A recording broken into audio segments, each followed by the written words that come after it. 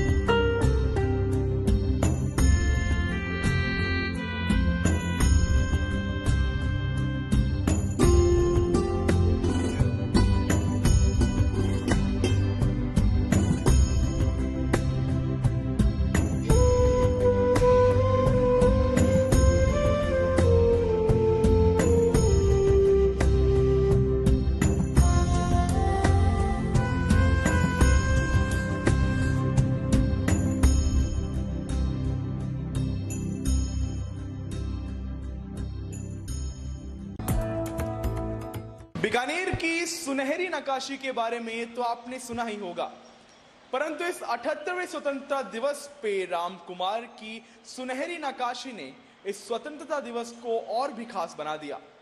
बीकानेर के राम कुमार ने गांधी जी के चरखे पे भारत की अखंडता और विविधता को अपनी कलाकारी से उकेरा है। आइए देखते हैं राम कुमार की इस कलाकारी पे हमारी विशेष रिपोर्ट।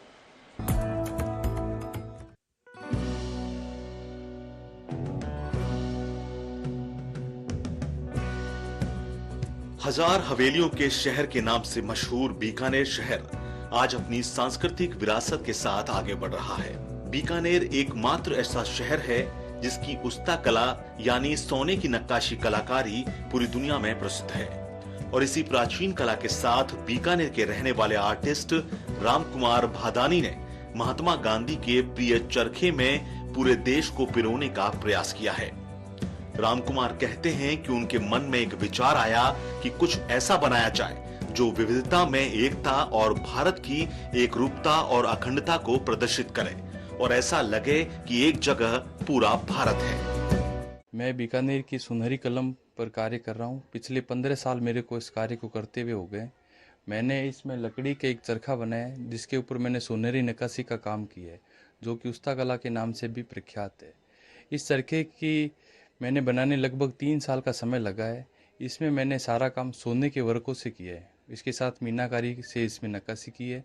भी ये जो कला धीरे धीरे लुप्त होने के कगार पर थी, तो भारत सरकार और राजस्थान सरकार द्वारा समय समय पर इस आर्ट को जीवंत रखने के लिए कैंपों का आयोजन किया गया है, जिससे ये लुप्त होती कला जीवंत हो रही है। महात्मा गांधी उनके इस पूरे विचार में केंद्र में थे और इन्हीं से जोड़ते हुए राम कुमार भादानी ने चरखा निर्माण करने का सोचा और इस चरखे का निर्माण किया, जिसे बनाने में लगभग 3 साल लगे, जिसमें भारत के सभी राष्ट्रीय चिन्ह, राष्ट्रभाषा और महात्मा गांधी के 3 बंदर, उनका चश्मे के साथ उनकी घड़ी जैसे अनेक वस्तुओं को समाहित करते हुए अशोक चक्र की 24 तीलियों और उनके नाम का उल्लेख भी इस चरखे में किया गया है, ताकि देखने वाला हमारी संस्कृति, हमारी अखंडता और विविधता इन सब से परिचित हो सके। ये एक ऐसी कला है जो हमारे लिए ऐतिहासिक है और साथ साथ ये जो है सोने की कलम से की जा रही है, क्योंकि ये बीकानेर की एकमात्र ऐसी कला है जो पूरी दुनिया में कहीं भी उपलब्ध नहीं है। और इस कला में जो भी पारंगत है वो इतना शानदार वर्क करता है कि देखने लायक है और संग्रहित करने लायक है। से राजा महाराजाओं के समय से उस कला को डेवलप करने के लिए बाहर से भी लोग बुलाए गए थे, जिन्होंने मार्गदर्शन किया था। हमारे यहाँ के जूनागढ़, लालगढ़ और राजशाही इमारतों में इस आर्ट का क्या है कि कला को सौंदर्यकरण के लिए किया हुआ मिलेगा। वो कला, ये कला इतनी मजबूत है कि राजा महाराजाओं के समय से किया हुआ कलर भी आज भी ऐसा लगता है कि जैसे ताज़ा कलर किया हुआ हो। इस उस्ता को राजस्थान सरकार ने भी डेवलप करने के लिए संस्थान खोल रखे हैं बीकानेर में, जिसमें क्या है कि उसको बच्चों को कला के लिए प्रोत्साहित किया जाता है।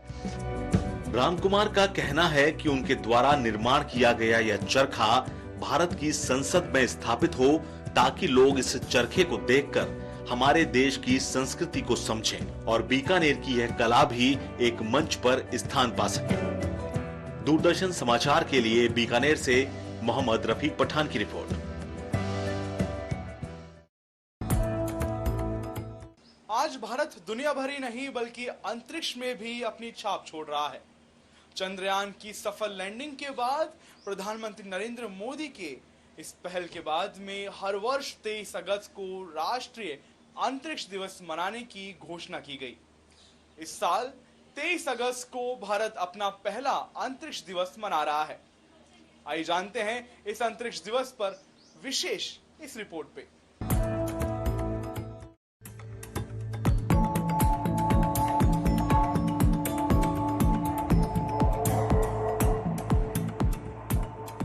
तेईस अगस्त 2023 को भारत चंद्रमा पर उतरने वाला चौथा देश और उसके दक्षिणी ध्रुवीय क्षेत्र में पहुंचने वाला पहला देश बन गया। इस ऐतिहासिक उपलब्धि का सम्मान करने के लिए प्रधानमंत्री नरेंद्र मोदी ने 23 अगस्त को राष्ट्रीय अंतरिक्ष दिवस के रूप में मनाने की घोषणा की। भारत 23 अगस्त 2024 को अपना पहला राष्ट्रीय अंतरिक्ष दिवस मना रहा है। इसका विषय है चंद्रमा को छूते हुए जीवन को छूना, भारत की अंतरिक्ष गाथा। भारत एक ऐसा प्रथम देश बना है जिसने 23 अगस्त 2023 को चंद्रयान लॉन्च किया था और दक्षिणी ध्रुव पे पहुंचने वाले हम प्रथम थे। तो इसी भावनाओं को आगे बढ़ाने के लिए कि इनका प्रचार प्रसार सभी आम जन में हो, हमारे प्रधानमंत्री महोदय ने ये निर्णय लिया कि हम इसको as a national space day celebrate करें। इससे न केवल जो हमारे नए आने वाली जो पीढ़ी है उनको ये प्रेरणा मिलती है कि हमें भी साइंस के क्षेत्र में नया कंट्रीब्यूशन करना चाहिए और हम नए आयाम हमें छूने चाहिए। और हर भारतवासी इतना उत्साहित है कि आज हमने इस क्षेत्र के अंदर बहुत बड़ी तरक्की हासिल करी है और हम और जैसे मंगलयान है या हम इस तरह की और नए नए हमारे जो आयाम हम छू सकें अंतरिक्ष के क्षेत्र में, यही आम जन की भी और सबकी भावना है।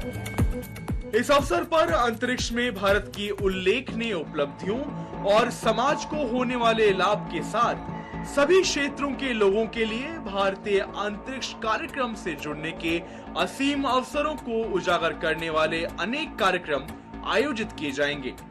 चंद्रयान 3 के सफल लैंडिंग के बाद भारत की चर्चा चारों ओर है, इसलिए पीएम मोदी ने इस दिन को और भी यादगार बनाने के लिए चंद्रयान 3 की कामयाबी का नामकरण किया। 23 अगस्त 2023 को भारत के यशस्वी प्रधानमंत्री श्री नरेंद्र मोदी जी के नेतृत्व में हमारे देश की इसरो के वैज्ञानिकों ने एक अद्भुत कार्य किया और चंद्रयान 3 की चंद्रमा की दक्षिणी ध्रुव की सतह पर सॉफ्ट लैंडिंग हुई। प्रधानमंत्री जी ने इस दिवस को राष्ट्रीय स्पेस डे के रूप में मनाने का निर्णय लिया। इसी क्रम में 23 अगस्त 2024 को दिल्ली में मुख्य कार्यक्रम होगा और 11 राज्यों में, जिनमें से राजस्थान में जयपुर में ये कार्यक्रम आयोजित किया जा रहा है। और इसके साथ साथ ही बहुत सारी पेंटिंग प्रतियोगिताएं, स्पेस टेक्नोलॉजी के ऊपर और क्विज प्रोग्राम भी आयोजित किए जा रहे हैं विभिन्न स्कूलों में। प्रधानमंत्री ने इस दिन के ऐलान की महत्वपूर्णता को बताते हुए कहा कि जिस दिन भारत का तिरंगा चंद्रमा पर पहुंचा, उस दिन को नेशनल स्पेस डे यानी राष्ट्रीय अंतरिक्ष दिवस के रूप में मनाने से देश के बच्चों और युवाओं में विज्ञान के प्रति रुचि जागृत होगी।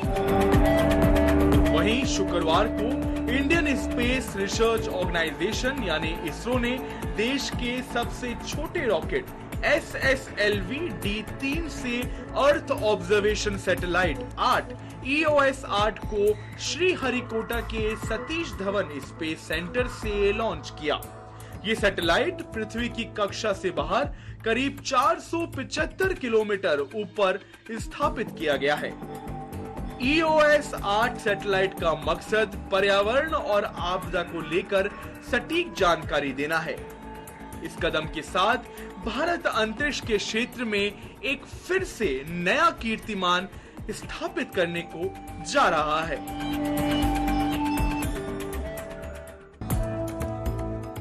आज के दौर में जहां हर युवा MBA आदि करके किसी MNC या विदेशी कंपनी में नौकरी करना चाहता है, वहीं हम सुनाते हैं आपको एक ऐसे युवा की कहानी जो सरपंच बन के अपने गांव की काया पलट कर रहा है। ये कहानी है दिव्यांश भारद्वाज की, जो सरपंच बने और सरपंच बनने के बाद में गांव में लाइब्रेरी आदि बनाकर नवाचारों से आज गांव का सर्वांगीण विकास कर रहे हैं। टोंक जिले के आवा गांव में विदेश से MBA की पढ़ाई कर लौटे युवा सरपंच दिव्यांश भारद्वाज ने पंचायत की तस्वीर ही बदल दी और दिव्यांश ने कई तरह के विकास कार्य करवाए हैं। दिव्यांश ग्राम पंचायत के होनहार छात्र छात्राओं को हवाई सफर कराने के नवाचार से लेकर ग्राम पंचायत भवन में प्रतियोगी परीक्षाओं की तैयारी में जुटे छात्र छात्राओं के लिए आधुनिक सुविधाओं युक्त लाइब्रेरी का निर्माण करवाया। साथ ही गांव के शमशान को पार्क जैसा बनाते हुए कई तरह के नवाचार किए हैं। मैंने 2 लाइब्रेरी बनाई है। इनसे बच्चों को लगने लगा है कि हाँ, अगर सरपंच ठान ले तो कुछ भी कर सकता है। इसी प्रकार जो मेरे गांव में मैंने पंचायत भवन बनाया, हेरिटेज लुक का बनाया, ये बिल्कुल रात में आप यहाँ से निकलोगे देखोगे तो ऐसा लगेगा जैसे आप रिसोर्ट के बाहर से निकल रहे हैं। मेरा यहाँ पर मैंने राम भवन बनाया है, जो इसका मैंने उद्घाटन मैंने 22 जनवरी को किया था, जब वहाँ पर राम मंदिर का उद्घाटन हुआ था। उसी की तर्ज पर मैंने राम भवन का उद्घाटन किया। भीम उद्यान जो हमने डॉक्टर भीमराव अम्बेडकर जी के नाम पर हमने एक उद्यान ओपन किया है, वो भी बहुत अच्छा है, बहुत सुंदर है, वो भी हेरिटेज लुक में बना हुआ है। ऐसे ही मैंने सरस्वतेश्वर महादेव मंदिर के पीछे एक सांस्कृतिक भवन बनाया है, जिसमें हम लोग शाम को बैठकर कोई भी प्रोग्राम होता है, संगीत संध्या होती है, भजन कार्यक्रम होते हैं, वो लोग हम गांव के सब लोग मिलकर करते हैं। शमशान घाट मेरे यहाँ पर अभी निर्माणाधीन है, वो भी ऐसा सुंदर बनेगा कि पूरे भारत में मैं दावा करता हूँ कि किसी भी पंचायत लेवल पर ऐसा शमशान घाट नहीं होगा।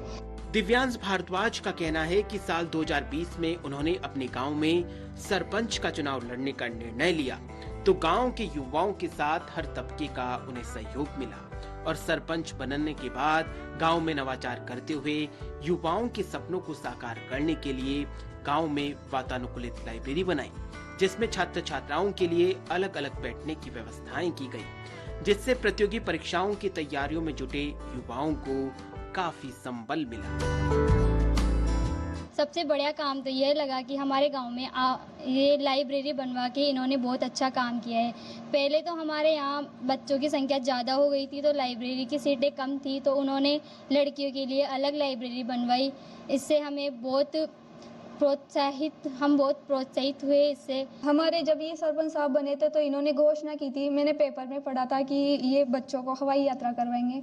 मैंने तब से ही ठान लिया था कि एक दिन मैं भी ज़रूर उसमें बैठूंगी, और कक्षा 10 में मैंने भी यहाँ पे टॉप करके हवाई यात्रा करी और हमें यहाँ से उदयपुर हमें भ्रमण करवाया गया, जहाँ पे हमने मतलब बहुत सीखा, वहाँ के ऐतिहासिक स्थलों को देखा, बहुत कुछ हमने वहाँ से सीखा। हवाई जहाज में उड़ने का मेरा सपना था और हमारे सरपंच श्री दिव्यांश भारद्वाज जिन्होंने हमारे इस सपने को साकार किया है और इन्होंने प्रगति की उड़ान योजना के तहत हमें जयपुर से दिल्ली तक हवाई यात्रा करवाई। ग्राम पंचायत में ऐसे नवाचार को देखते हुए मुख्यमंत्री भजनलाल शर्मा ने सरपंच दिव्यांश भारद्वाज को यशस्वी सरपंच की उपाधि से सम्मानित किया है। वहीं ग्रामवासियों और विद्यार्थियों ने इसके लिए आभार व्यक्त किया है। कहते हैं कि एक युवा ही युवाओं की भावनाओं को समझ सकता है। इन्हीं भावनाओं को समझा है युवा सरपंच ने, जिन्होंने न सिर्फ युवाओं के लिए लाइब्रेरी से लेकर हवाई उड़ान तक के इंतजाम किए हों, बल्कि विकास कार्यों की एक ऐसी गाथा लिखी है कि पंचायत पर जाकर जब देखा जाता है तो वाकई पंचायत के विकास अपनी कहानी खुद कहते नजर आते हैं। Ravi Tailor, DD News, Tonk. चाहे बैंक हो या कार्यालय या अस्पताल हो या कोई भी स्कूल, नूपुर संस्थान द्वारा बधिरजनों के लिए एक ऐसा नवाचार किया गया है ताकि उनका कम्युनिकेशन यानी आपसी वार्तालाप सुगमता से किया जा सके और बाधा रहित किया जा सके। आइए जानते हैं QR कोड के माध्यम से ये नवाचार जो नूपुर संस्थान द्वारा बधिरजनों के लिए एक वरदान साबित हो रहा है। हाल ही में नूपुर संस्थान द्वारा किए गए नवाचार ने देश के बधिर समुदाय की बड़ी समस्या को दूर किया है।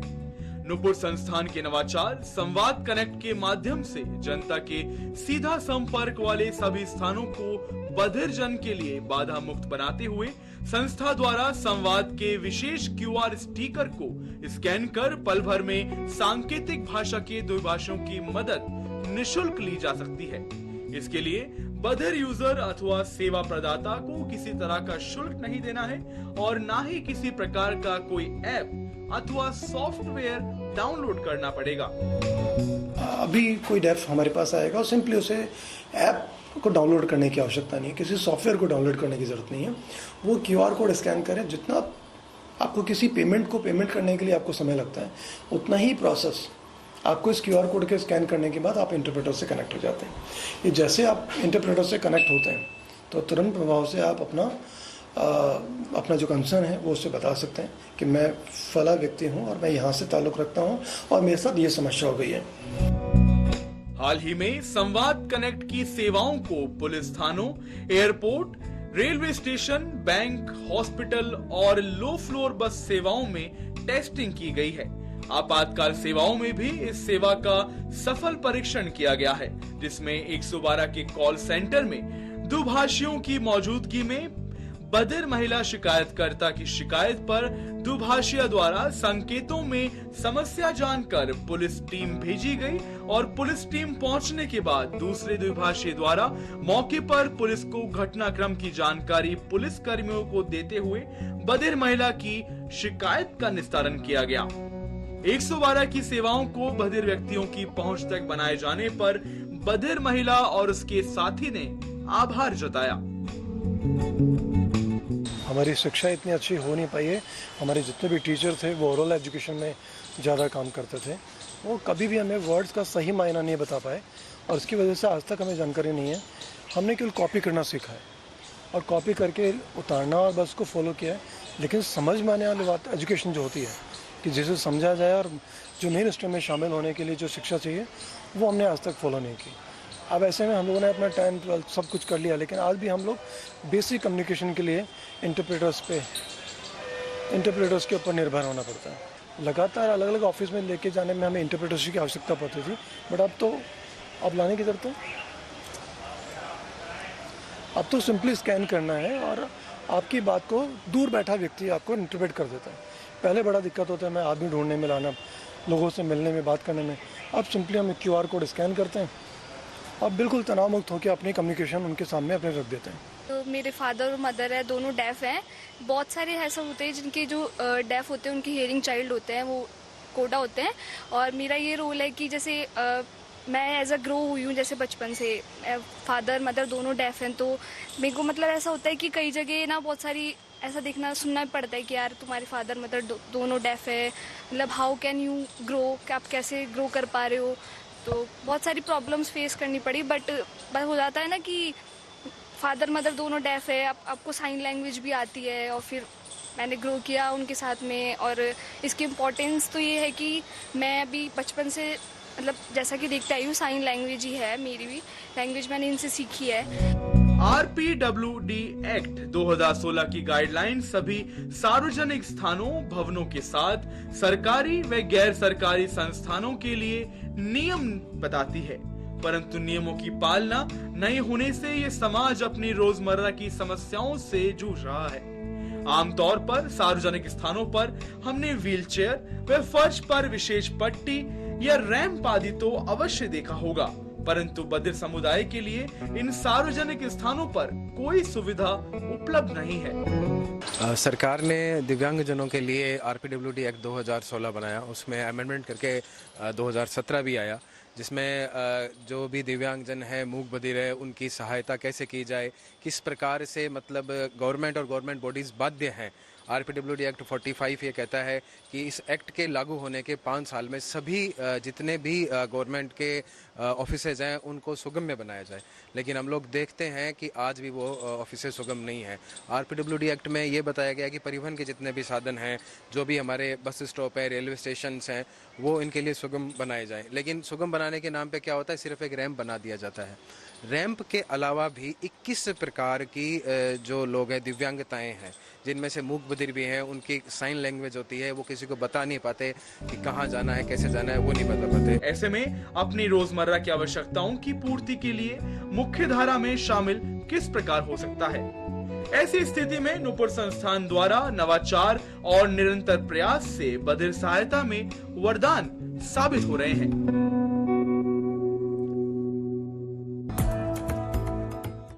जाने माने गीतकार और फिल्म निर्माता सावन कुमार टाक की याद में जयपुर में पहली बार उनकी याद में श्रद्धा सुमन अर्पित करते हुए उनके गीतों पर आधारित एक सुरीली शाम का आयोजन किया गया। कलाकारों द्वारा उनके गीतों की प्रस्तुति दी गई। आइए नजर डालते हैं हमारी इस विशेष स्टोरी पे।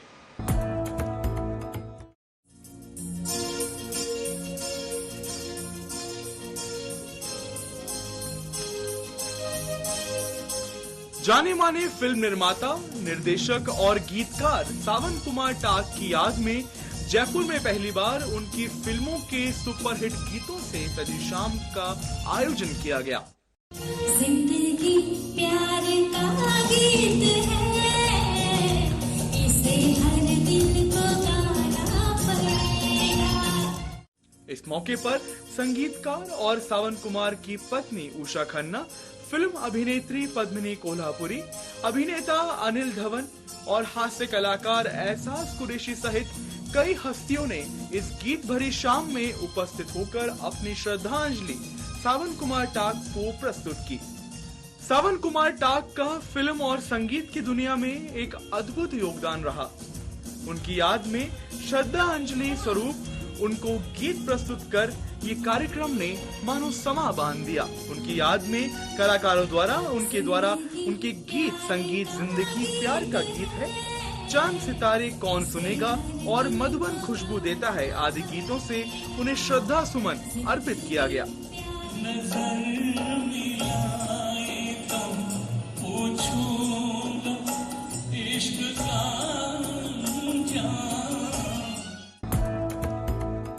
अब बात की जाए करियर और हाल ही में जारी हुई भर्तियों के आवेदन की, तो आरपीएससी द्वारा सहायक अभियंता यानी असिस्टेंट इंजीनियर के 1014 पदों की भर्ती निकाली गई है, जिसके लिए 12 सितंबर तक आप आवेदन कर सकते हैं। वहीं राज्य कर्मचारी चयन बोर्ड द्वारा कॉमन एंट्रेंस टेस्ट यानी सीईटी पर विभिन्न विभागों में भर्ती निकाली गई है, जिसके लिए 7 सितंबर तक आप आवेदन कर सकते हैं। अब बात करें फिल्मों की, तो जॉन अब्राहम और शर्वरी वाघ की हाल ही में रिलीज हुई वेदा एक्शन और एंटरटेनर फिल्म है, जो सच्ची घटना से प्रेरित है। फिल्म समाज के जात पात से जुड़े काले सच से रूबरू कराती है और ग्रामीण परिवेश को शहरी परिवेश में तुलनात्मक एक प्रस्तुति भी देती है। राजकुमार राव और श्रद्धा कपूर की स्त्री 2 भी इसी हफ्ते रिलीज हुई। इस बार हॉरर और कॉमेडी इस फिल्म के सीक्वल में सरकटे की कहानी को जोड़ा गया है। तो ये था इस हफ्ते का विशेष, जहां एक और देश ने मनाया अपना 78वां स्वतंत्रता दिवस, तो वहीं देश के युवा अपने नवाचारों और प्रयासों से लगातार बना रहे हैं देश को प्रगतिशील और दे रहे हैं अपना अमूल्य योगदान। अगले हफ्ते फिर मिलेंगे आपसे और फिर लेके आएंगे प्रदेश भर से अनेक स्टोरीज और ऐसी कहानियां जो आपको न केवल प्रेरक करेंगी परंतु कुछ नया और नवीन करने की प्रेरणा भी देंगी। फिलहाल के लिए दीजिए मुझको इजाजत। नमस्कार।